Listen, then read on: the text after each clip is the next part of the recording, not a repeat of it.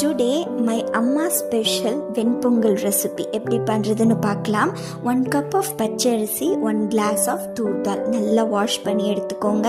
குக்கரில் தாராளமாக key add பண்ணிவிட்டு கொஞ்சமாக ஆயிலும் ஆட் பண்ணிக்கலாம்.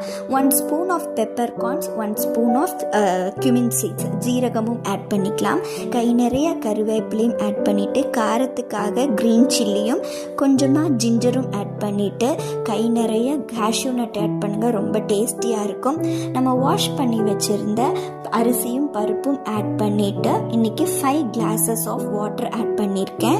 கொஞ்சமாக மஞ்சத்தூளும் உப்பும் ஆட் பண்ணி நம்ம விசில் விட்டுக்கலாம். ப்ரெஷர் குக்கரை ஆஃப் பண்ணிவிட்டு நம்ம இப்படி ஆறுனதுக்கப்புறமா ஓப்பன் பண்ணி பார்த்தா ரொம்ப டேஸ்டியான வெண்பொங்கல் ரெசிபி தயாராகிடுச்சு. இதுக்கு நம்ம சட்னி, தேங்காய் சட்னி யூஸ் பண்ணிக்கலாம். சாம்பாரும் வச்சு சாப்பிட்டா சூப்பர் எம்மி ரெசிபி.